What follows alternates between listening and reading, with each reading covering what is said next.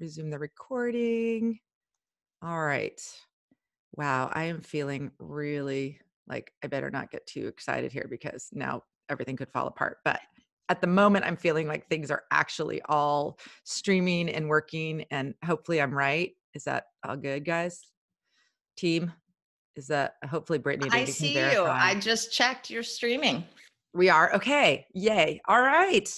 Well, I think we will. It looks like we have we had a lot of registrants, but I do know that one of the things about registering for this was a lot of people maybe are helping their kids with school or doing other things right now. So we are recording it, and anyone who registered will get the video, a copy of the video, as well as all the resources that we talk about and also that people share today in this webinar. So everybody who's here, and I'll re-announce this a couple times, is for sure use the chat box and the comment box as we're talking about different things and talking about different resources. Put them in there, and then we'll kind of crowdsource people's favorite resources and then share them out to everybody who's interested and participating today.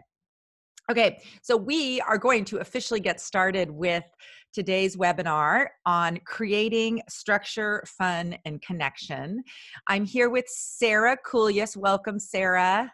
Thank you. It's fun to meet all together and navigate this crazy time with like-minded parents. Absolutely. And Sara, you and I have done quite a few podcasts. I always call you kind of almost my co-host. If we lived nearer to each other, we'd probably do all of the interviews together. But I think that one of the things that we both find is that by bouncing ideas off of each other, we really help each other learn and grow as parents and camp directors and everything else. So why don't we start with just a little bit, Sara, why don't you just tell a little bit about your background so people know who you are? Sure. Well, thank you. With my husband, Steve, I'm the executive director and owner of Yosemite Sierra Summer Camp, Emerald Cove Day Camp, and Ecos Institute. Basically, that means we do camps year round as a way to shape children and teach them to learn and grow. We're a faith-based program for a number of our efforts, and have been doing this for about a little over 20 years. I'm actually a second generation camp director. My folks started one of our programs way back when. So it's a treat to carry on that very effective legacy. I'm also a certified Gallup strengths coach and love shining a spotlight on the gifts and talents that each of us have naturally built in us, and then aiming those gifts and talents at challenges and at growth in the future. And I'm the mother of 3 kids. I've got a high schooler, 2 college kiddos, and again, my husband, Steve. I live in Orange County and also in Bass Lake, California. Thank you so much for that, Sara. And I'm Audrey Monke, for those of you who don't know me. And I am also a summer camp director, and kind of pivoted to more of this parent education stuff with my podcast and book in recent years, and have just really enjoyed connecting a lot with both parents at my own camp and at other camps, and also with camp professionals. And before we started the formal recording, I mentioned, but I want to reiterate, we do have quite a few camp professionals maybe joining us today. If you are here as attendees, camp professionals, please give a shout out of what camp you're from and where you're logging in from, because these are definitely camp professionals who are committed to providing great resources and education to their camp families during this time. And I know a lot of camps are already doing some really cool outreaches and helping families during this time. I think as summer camp professionals, we are all about connection and friendship. And this is an opportunity that even though we can't be together face to face, we can still help our families and be a source of a resource for them. So I do encourage all of you. I know a lot of you may be connected with a camp in some way if you're listening, and that's great. And even if you're not, find one to connect with, because I'm telling you right now, this is a great time to connect with a camp community and near you, or maybe a residential camp that's not near you that you know of, and undo that. So awesome to have so many camp professionals with us this morning. And again, we'll go ahead and you guys can let us know what resources and things you're doing, and we'll put those in the follow-up notes that we send out to everybody so that people can see all the things going on. I know yesterday I saw that Ariella from Sanborn Camps in Colorado created a nature bingo card that she shared on their website that you can print out and use. And then she also had blank ones that people can create. So camp people are sharing a lot of amazing resources right now. So I'm really excited to be and honored to be part of this community. Don't you think, Sarah? Oh, absolutely. Again, we all learn from each other and bounce ideas off each other. And sometimes in the midst of more demanding seasons, we get a little foggy brained, and to remember or to see a new idea for the first time reinvigorates us. We're planning on sharing a favorite recipe from camp in the next couple weeks, and doing a little video for our campers on how to make that, and just finding ways again to make some days more fun and more meaningful. And I know the whole community is doing that. So good to be a part of the camp community. That's so awesome. And I was thinking about that too, getting our cook to just videotape herself cooking one of the favorite camp things. Yeah. Such a great idea. I love that. All right. Well, so let's get started. So it's interesting that this month of all this stuff happened to fall on, we were working on in the Happy Campers Book Club, Camp Secret number 7, which is Kids Thrive on Structure. So obviously everyone being at home has kind of really messed up our structure, I would say. So Sarah, why don't you just start by just talking about a little bit why structure is just important to our kids and ourselves? Sure. Well, probably most parents know this. And for those of us who are high structure ourselves, it comes easily. But, some of us are a little more freewheeling.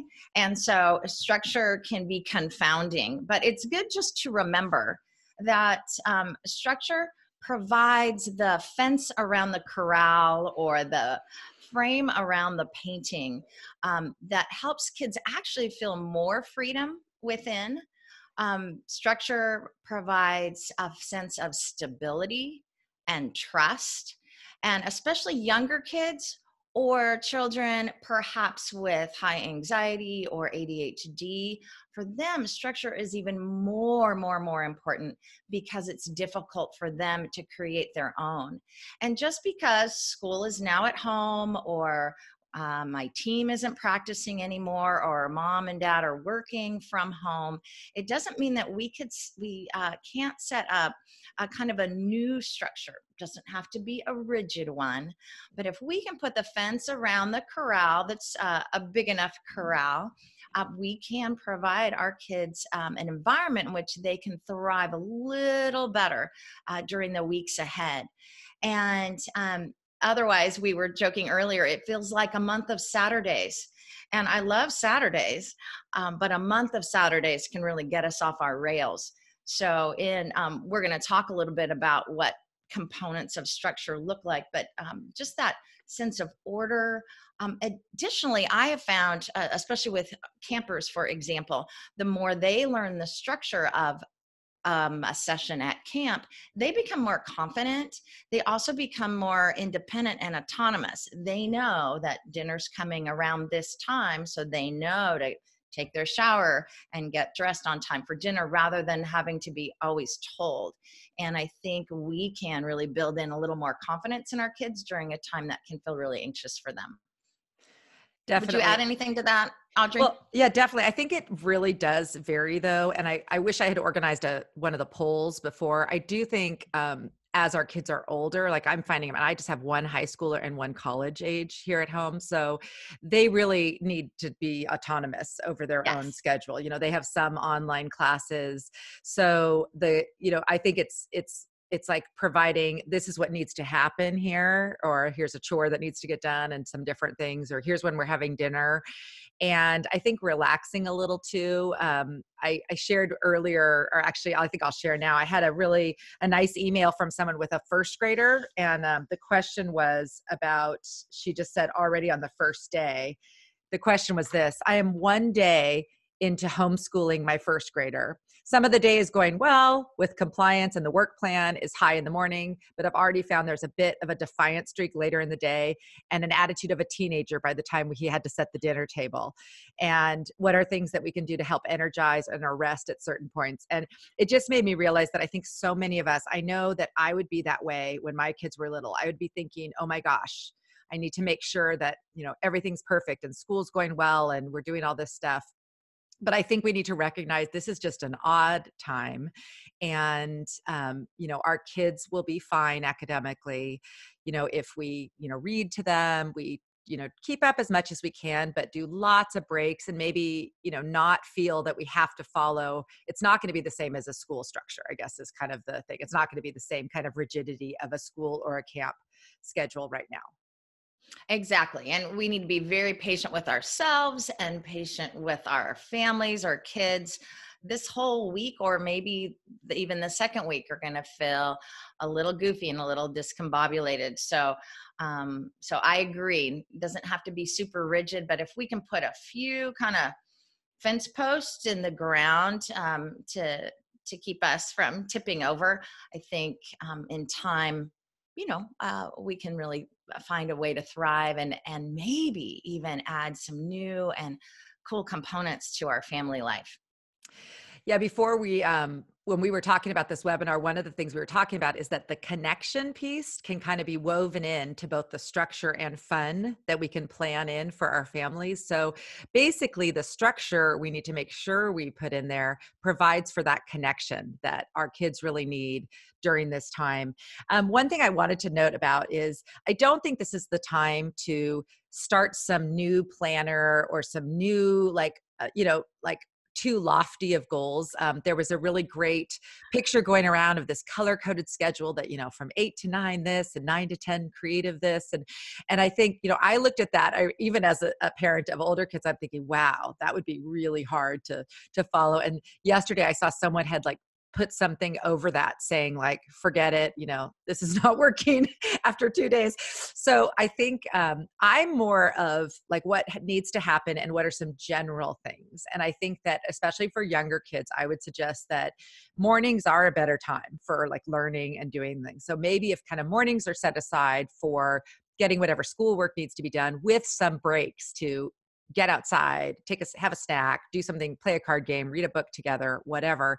And then the afternoons be more, playtime, outside time, hobby time. Older kids, I think, are going to have to kind of figure this out on their own, depending on when their schoolwork is. But I'm also fine with letting my kids sleep in more if they can, during this time and getting some extra sleep. One thing I did want to talk about, and you and I had talked about this, Sarah, is just our own schedules and how they've been, kind of in upheaval from this. So what are some things, Sarah, that you think are kind of important for parents to be remembering about their own schedules during this time? Well, I think self-care right now is a really big deal. We don't even realize the weight of the stress, the unidentified loss, the anxiety we might be carrying too. And I've noticed I'm just more fatigued, and that makes me a little more hurried to get things done.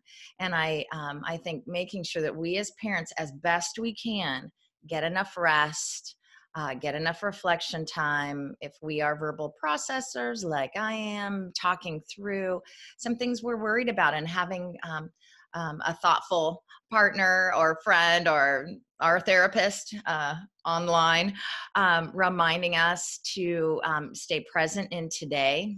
There's so much we don't know, and just really managing our own stress well. If you do a morning quiet time, or if you are a journaler, keep up those really healthy habits. And if you're used to exercising, I might need to walk my dog with my kids. But what a sweet treat. I noticed 2 doors down, the daughter and mom have been walking their dog together for the last 3 days, twice a day. And I keep seeing them, and I am delighted for the time they're logging. But I think that's a really healthy habit for them to be keeping up. What foods are good for me? Am I adding another glass of wine each night? Self-care. Now's the time, the more balanced and calm and present we are, then even if our kids are, kind of the pinball bouncing around, we are staying in a more central place and making sure that we're staying connected to those we love and trust too, whether it's from afar, a parent who is a little more shut in, or a partner or good friends. Now's the time to stay connected. Absolutely. Gosh, so much good stuff in there. I think that what I've been finding is the first couple days of all this, I was doing way too much scrolling, reading every article, like just doing that. And I did feel like I got off my regular morning schedule. And it really, like, I was feeling more anxious and worried. And then as soon as I just told myself I've got to get back onto what I was doing, because I finally got myself, like, it took me until like last year to really really, it took me until all my kids were out of the house to be able to get onto the schedule that I've always wanted, which is starting the day with quiet time, with journaling, with exercise before I start work. And doing that and starting that up again yesterday has been really good, because I realized how much I was getting just sucked into all the news. One of somebody that I follow who I really like his work, Cal Newport. He wrote a couple books, Deep Work and also Digital Minimalism. And he put out a great blog post, and I'll link to it in our recap for this meeting. But he talked about how what we should probably do is have one trusted news source, or the CDC or whatever. Check that just once a day. And I know that sounds crazy, but honestly, the constant looking and the constant following is not good for us. And it also kind of takes away from the other things that we can be doing that are more productive during this time. So staying informed without being just flooded all the time with information and just so focused on it all the time. So I liked that advice, just to kind of look at the news, see what's going on, be informed without just too much of it. I'm a huge fan now of something called the Miracle Morning, which I learned about in an interview with Debbie Reber, she's Tilt Parenting. So she especially works with families of kids who are they're neurologically atypical. So some of the kids you mentioned, gifted kids, ADD, on the spectrum, all that. And so that's even, having those kids off their regular structure is really hard. They need more predictability, or also anxious kids, like you mentioned. Some of us need more structure than others. And I think as parents, we can kind of figure that out. But for ourselves, this is an opportunity for a reset, I think, of if there are routines or something that you've been wanting to establish in the morning, but you haven't had time because you're rushing out the door.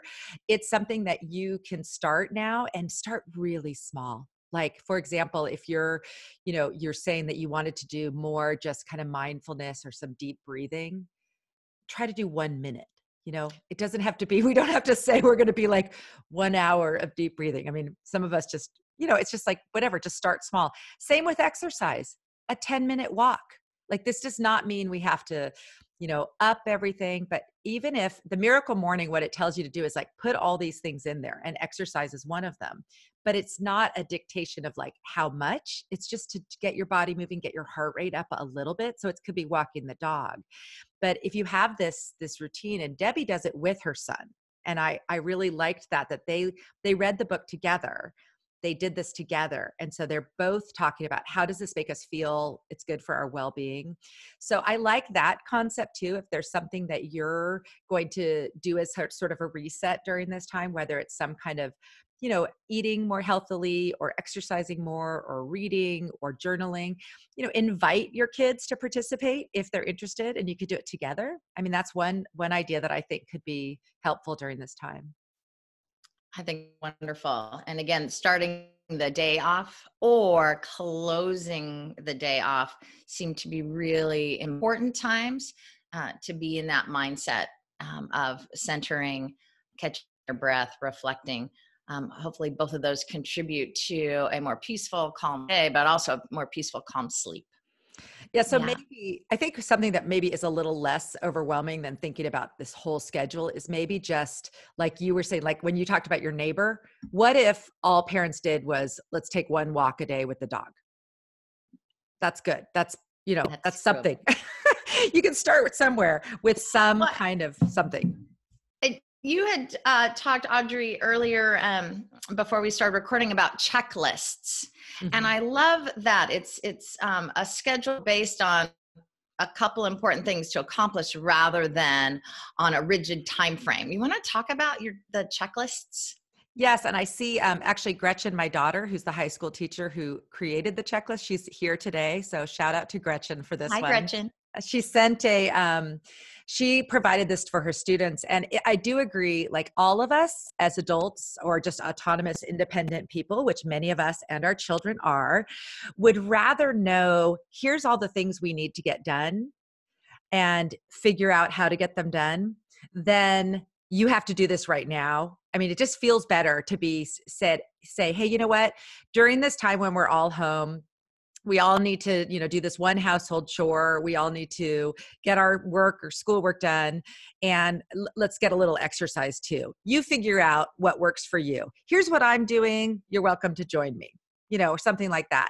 So her checklist, and I don't have a copy of it here, but I shared it on my website, and I will share it out on the PDF in case people didn't get it. Oh no, I do have it here.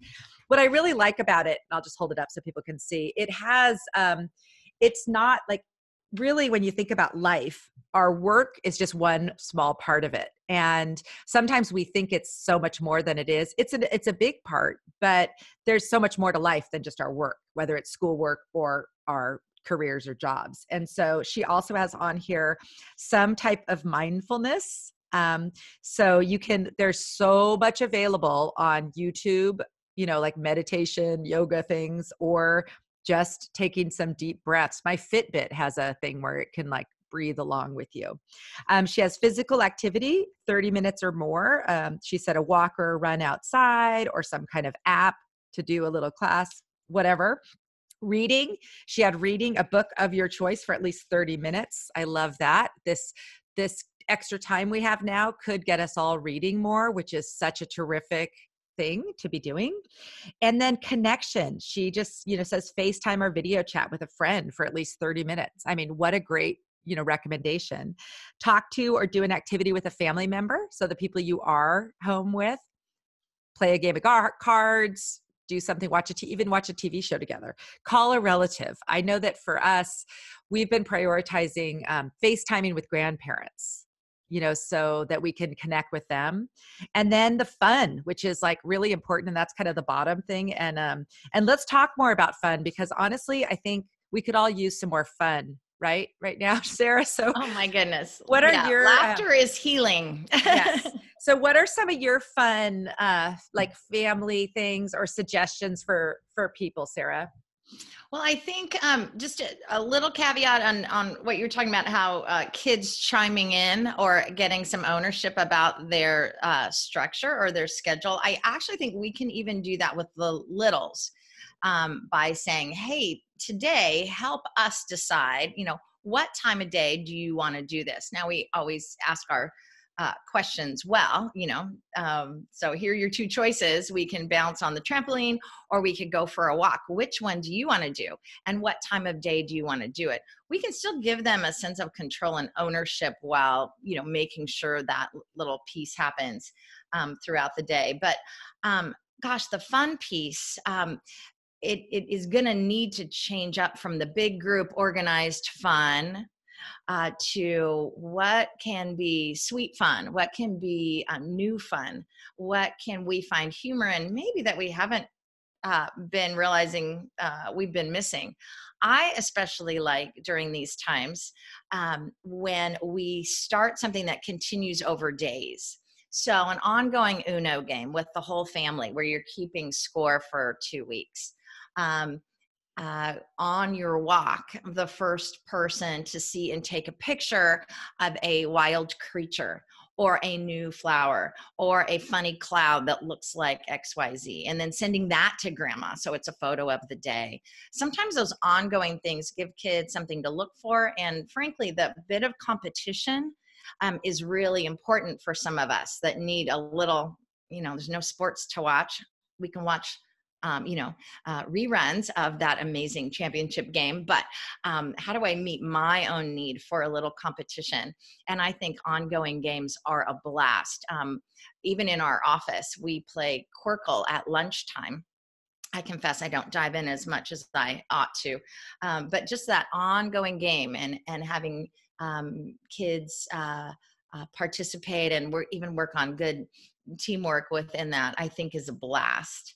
Um, and if they're young enough, they can still put on a show. They can build a fort. If we, have if we need to stay indoors right now, where we live, it's wonderful. We get to go out, but there are some places that are already having some shelter in place recommendations. But building forts, oh my gosh, giving the dog a bath and making a huge mess, having that dance party that just, breaks out. You can even have a dance party virtually with all your friends. So those are some things that can be kind of reintroduced into a family that's been too busy. The organization Challenge Success out of Stanford, which is an amazing youth development organization. We'll put a link on the notes, but they really are challenging parents and teachers, school districts even, to look at defining success in a different way, not just by the A's and by the high SAT scores and the college you get into, but by personal development and joy and thriving. And they really recommend what's called PDF every day, and that's playtime, downtime, and family time. And each of those moments in the day, we have time to make that happen now with not a whole lot of excuses except for maybe exhaustion. But wow, to plan in some delightful child initiated play. The downtime is that quiet, restful time. And then the family time of ongoing family games or making dinner together. I talked to a parent the other day who said, now that my college student is at home, I will be assigning him to make dinner once a week. I think that's brilliant. And to make it more fun, we brainstormed, she gets to choose the ingredients and the meal must be made out of that. That also helps us gauge, for those of us who are having challenges finding things at stores, here's your ingredients, you go for it. Dinner's in an hour. I think that's a blast and really fun. You could gamify that too. You could have your two kids and give them their box of ingredients like that show. And then the parents can be the judges. That could Oh my gosh, this is so fun. Sounds like, and then they can, yeah, that could be really fun. I love all that. I also think when you say playtime, remember that adults need playtime too. I think this is really an important concept, and maybe our playtime doesn't look the same as our kids, but again, it's really important that we do things that fill us up. So it could be playing a musical instrument that we like, or it could just be reading, or talking to our friends, or like I've been thinking about all these random things that I have to do. Like I have old, like candles that have a little bit of wax left in them. I guess you can like melt out, you can put them in boiling water and then refill them. There's like some like little craft projects and things that here's a time to kind of look at what do we have here that we could utilize, kind of whatever. So I'm kind of thinking of this. I did have my son yesterday. I asked him what dinners he wants to learn to cook, kind of adding to his adulthood preparedness. I have say on my ready for adulthood checklist, like be able to cook like 8 to 10 dinners. And so, most kids can do pasta and whatever, but what a great time to teach them how to use the barbecue. Yesterday, he learned to do this roast where you sear it and then you slow cook it in the oven. And it was one of his favorite meals. So it's very easy. It has a few ingredients. And so he did that yesterday and I kind of supervised, but now he knows how to make that. So if we do that again. So I love the cooking thing. And I think for parents who work, which is a lot of us, that also gives us that time to do some work once we get them kind of trained on these things. So while obviously young kids will need supervision for like using ovens and whatnot, some young kids can, they can wash the lettuce for the salad without you. They could learn how to do that and do that without you standing right by. So I don't think that we should expect that playtime means we're always playing with our kids. We want them to get some independent playtime. The other thing I wanted to point out is, like, for people with young kids, is when you're struggling with like defiance about maybe some of the things that you want them to do, like chores, I would really go back to that kind of that love and logic language that we all know, which is, oh yes, you can watch that YouTube show as soon as you've gotten the table all set for dinner, so that we can use this privilege of watching TV, which probably people will be on their screens more right now. And honestly, I think that's okay if it gives us the break we need to do some of our work. However, I do think you can make it kind of a privilege contingent upon maybe whatever it is that's important to you, making their bed or getting their laundry done or getting dinner started. You could just say these chores, we all need to do these things, and our reward or privilege then is this like free time of being on our screens and that type of thing. What do you think about that, Sarah? Oh, I think that's great. It also reminds kids that they are part of the family community.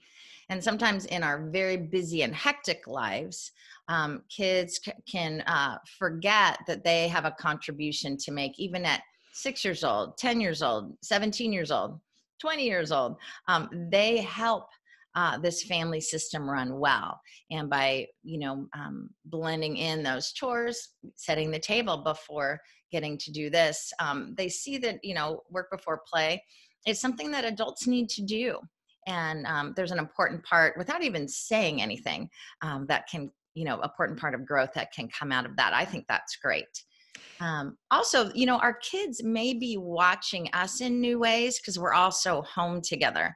And the way we approach play and exercise and meals and our work, we may be modeling for them in a new way because they're around to see it. And this might be a good accountability for us to make sure that we're looking for that balance, that we're also making those good choices. And again, you don't need to say anything.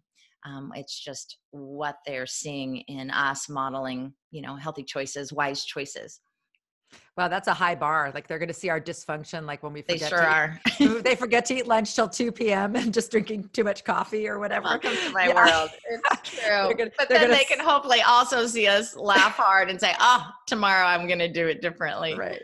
Okay, so let's just talk about a few of the essential things that that do need to be in place. And I'm just, one of the things that you and I have talked to a lot is, I think some of us have had some frustration with some of the words our kids say about things, because they sound kind of selfish when they talk about, some of the events, some of the things that they're missing out on, because of not being able, everything being canceled. So what are some of your thoughts on how we can like respond to our kids when they're talking about these Sure. basically losses, this grieving that they're going Yes. through of these things? Well, you said it. I think it's important for us as parents to remember that our kids, as well as ourselves, are going through a lot of loss right now. It's not just change, but it's missing out and losing. And some of the losses are very small. Like, I don't get to see my best buddy, Claire, for a couple weeks now because for whatever, reason, we're not going to be in school and we live too far apart and things like that. And so that just might be a loss of the one who knows me the best. It may be a loss of my very first T-ball season.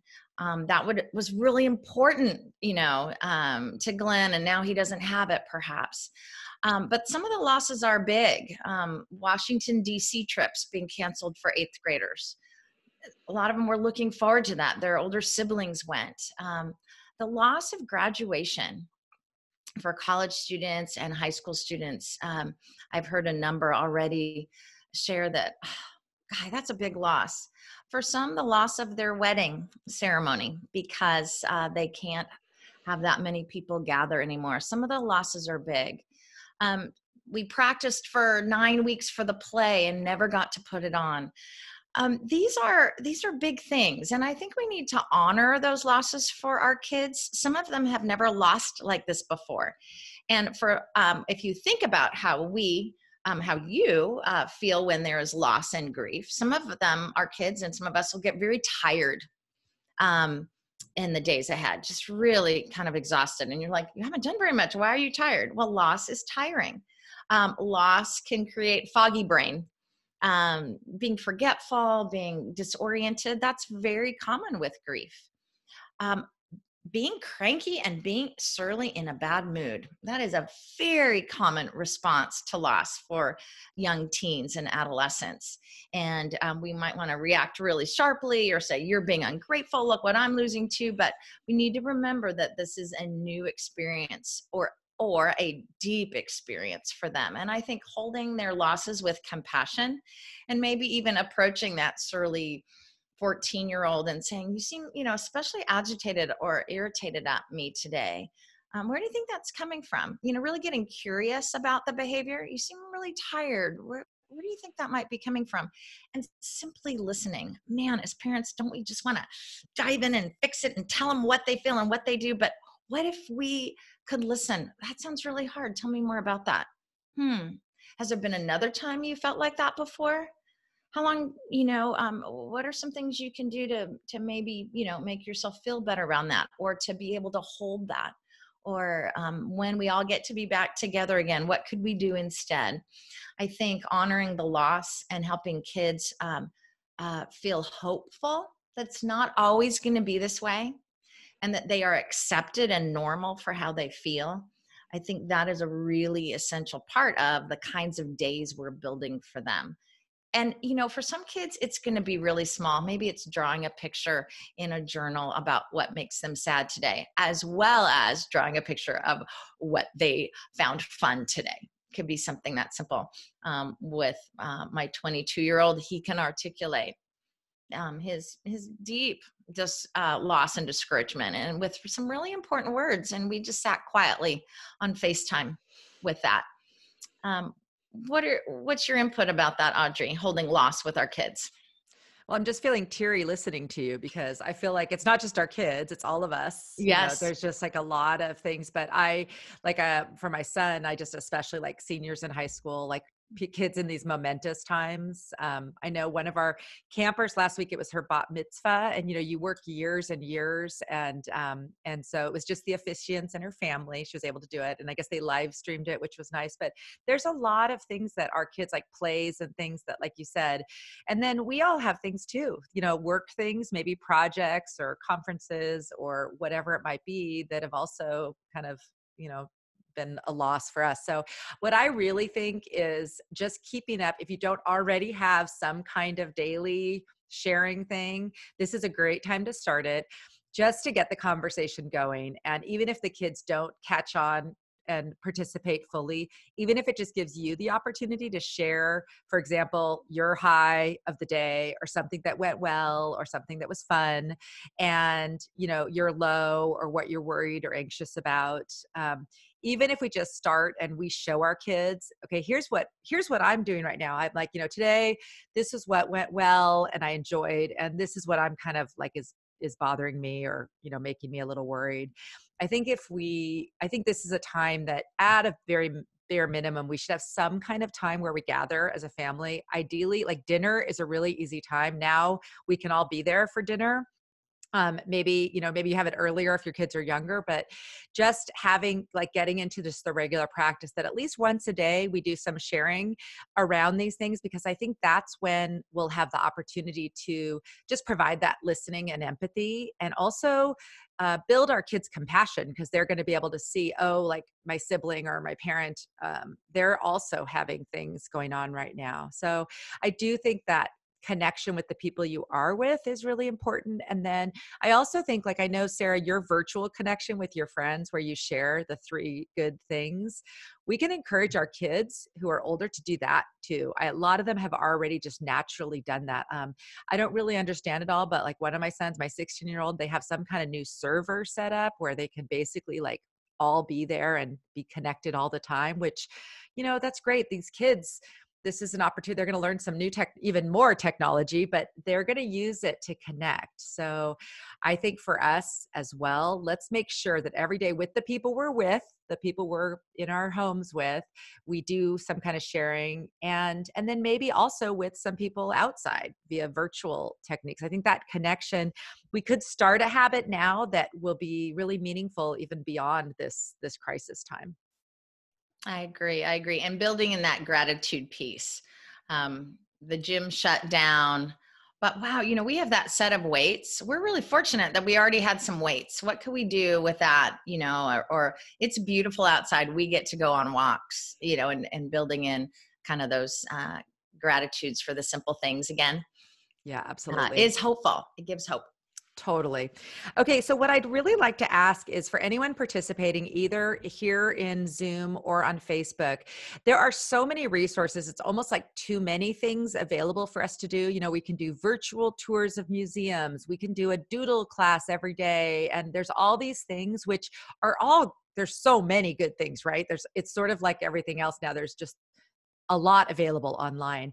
I'd really love to kind of crowdsource what resources you're finding really helpful. I think most of us probably would be great if we kind of find one for ourselves and maybe one for our families. So like if the one thing for ourselves is the Calm app and doing something, or a podcast we enjoy listening to on our walk. And then like something that maybe as a family we can do, like do a tours of different museums or, whatever it might be, or a TV show that we're all going to watch together. I mean, I'm thinking that that's a realistic kind of nice bar that doesn't seem like we'll fail at if we pick one thing for ourselves, one thing as a family that we're going to kind of do either for fun or well-being together. But I'd love to hear everybody's ideas of what things you're finding that are really fun and helpful, and also maybe put how old your kids are so we can kind of classify them. I know it's very different for people with young kids. There might be different things than for older kids. I know that, like I heard from one of our directors who has a 4 and 7-year-old that Disney released Frozen 2 early. So it's available to watch now, things like that. So if you could share, everyone who's here, and I don't know if you can all share so that panelists and attendees, or if you can only share with panelists, but I'd love for everyone participating to put your input in so that we can share it out to everyone else. And then I think, is there anything else that we want to cover before? Oh, I want to make sure there's actually 2 things. One is, I know we've mentioned it several times. It's critical that we all get outside. Even if we're in like cold climates, just get outside and breathe in a few like breaths of fresh air. Really important for our well-being. I found today, we have a treadmill and I usually use that. Today I went outside. It was a little chilly, so much better to get outside. Take the dog out there. It was crisp and cold, but so good. So get outside if you can, whether it's in your backyard, walking down the street, whatever you're allowed to do. If you're near a place where you can go for hikes, go for it. It really will be a great way to feel better. And then the other thing is reading. I know that many of us feel like we haven't had time to read in recent years. I've always loved reading, and I'm finding that reading is a really good break from just like scrolling and looking at news and everything. So thank you so much for all the sharing that you're starting to do in the chat, everybody. We really appreciate it. Like I said, I'm going to send this to everybody who registered, and so everyone who's in that group who registered. So if you haven't like officially registered, go back to the link for this webinar and register, and then you'll get the thing that I send out with everything. All right. So now we're going to just open it up to some questions. So attendees, if you have any questions for Sara or for me or for both of us, or comments or anything, we'll just spend these last few minutes just kind of seeing what you all, have to share here. As you're looking at those, Audrey, I thought I would just add in one more thing. As we are having to homeschool, as days are going to roll into one and another, I think one thing we may consider doing as parents is keeping a weekend. And so structure, for example, may look really different on a Saturday and Sunday. We do sleep in. We do maybe eat a little more junk food, where during the week we're eating healthful and keeping our immune system up, and we're maybe eating more regularly. Like, it's good to have a Saturday. Sundays, last Sunday, and I'll be doing this moving forward, I had the whole family gather and we live streamed the service from our church. And many churches are doing that now. And so we all got together and we all had a cup of coffee, or orange juice, and went to church together. But Saturday, keeping the weekend a weekend will help us enjoy those 2 days in new ways. And then, and also making sure, our kids and we are sleep deprived. It's been a big issue with anxiety, depression, stress. Sleep deprivation is a big issue in the United States. This is a time that we can refill our sleep tanks. And so helping even older kids shut down their screens early enough. So it's not about sleeping until noon necessarily, but going to bed at a reasonable time. I think that we can come out healthier after this season of lockdown. I agree. Yeah. Thank you for reminding me, because that was one of the key points. I actually had the printout of the picture from Christine Carter's The New Adolescence. I went to her talk, and basically she said sleep deprivation is a core reason teenagers today often feel lonely, anxious, and overwhelmed. And I would say also adults. Everything is better when we've gotten some sleep, gotten some exercise, had enough water.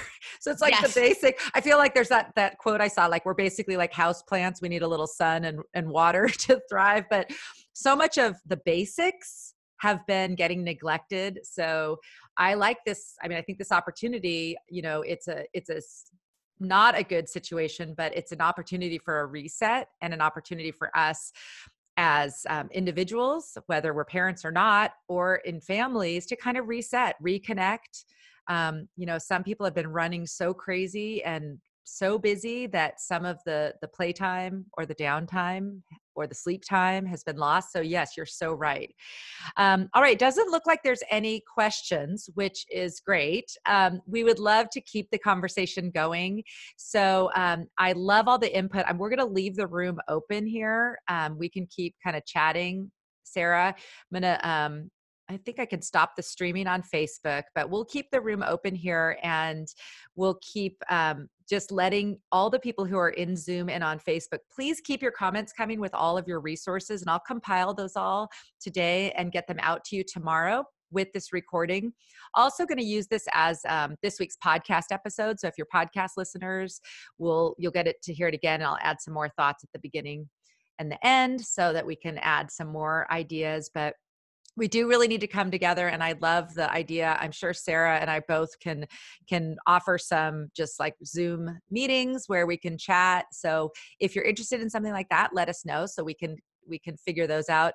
I know there are a lot of people offering like webinars and talks, and even that can get overwhelming. So again, I think just we need to find the places where we feel encouraged and we, get our kind of connection and use those. We can't take advantage of all the things available, but we definitely can find the ones where we can connect with like-minded people. So I do really appreciate all of you who came today. I know you have busy lives of trying to manage everything, and we just so appreciate you being here. I know, Sarah, you have some just kind of encouraging words to share, and I'd love for you to kind of close us with your encouragements. Oh, sure. I just, parents, you are the bomb. We just so want you to know that even attending today shows that you want to do this well, and you're feeling the weightiness of how to do this well during this time. It is a brand new experience for all of us. So we just really want you to have a deep sense of self-acceptance. Please give yourself grace and be patient with yourself. We're going to kind of stumble around a little bit here, and that's all right. Your children see you doing your darndest, and they see that you are trying to make this time healthy and safe and productive. And even in their crankiness, potentially, you are an anchor to them. So please rest in that. I know a lot of us are carrying stress and worry about what life's going to look like in a month or 2 or 6. And some of us are carrying a lot of weightiness about that. I have a quote from one of my heroes, Corrie Ten Boom, who was a Jewish woman who survived the Nazi death camps and went on to write couple amazing books and spoke all over the world. And she, considering what she had been through, this quote about worry, which I did find on Grown and Flown, one of my favorite blogs, but this I just wanted to share with you. She wrote, "Worrying is carrying tomorrow's load with today's strength, carrying 2 days at once. It is moving into tomorrow ahead of time. Worrying doesn't empty tomorrow of its sorrow. It empties today of its strength." And I thought that was profound and very wise. I just would encourage all of us to live in today, do today so well. We do need to make some wise plans around the future, but my hope and prayer for us is that we can let what needs to happen tomorrow, and not try to over control what we just can't know now. But today we can do really well. And if you're at the store picking up those groceries and delivering them to the older neighbor down the road who can't go to the store, or making grandma laugh on FaceTime, or starting that new Uno tournament, or being there to delight in your child figuring out the math. Usually we miss that, but we might get to see it now. It's like watching your kid take a first step. May you find delight and peace in doing today as well as you can. And then we'll brush ourselves off and figure it out. So that's all I wanted to really say, Audrey. We just appreciate all you parents joining us today. Oh, so well said, Sarah. Thank you all so much for joining us. And I hope that you have a really good day. And like Sarah said, be kind to yourselves. Good enough is good enough right now. We do not, our schedules are not going to be perfect. Things are not going to be perfect. But if we just add in a few of these little things, it really could make life better. So let's just stay connected, everybody. Sarah and I will come up with some other ways to do more like personal meetings and figure that out with you all. So let us know what you need and what would be helpful. And I love seeing the conversation going. So I'm just going to leave this room open for a while so we can keep the chat going, but we're going to go ahead and log off. Thanks so much for joining us. And if there's a resource or something that you want to share or that you need, please get in touch. We'd love to help out in any way we can during this time.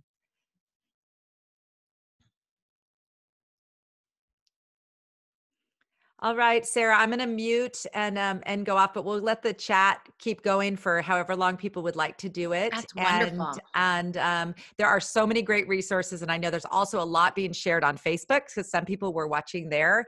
And so the great team of Amy and Brittany are like compiling all the resources and helping out with this. And we'll be sharing it with everybody. Camps who participated, again, if you're doing some kind of online things that are open to participate in, or you're sharing ideas, please comment or send me an email so that I can include those on our resource list. And thanks you all so much for coming today. Have a great rest of your day. This has been good to be with you. Been Thanks, fun Audrey. to be with you. Okay, bye.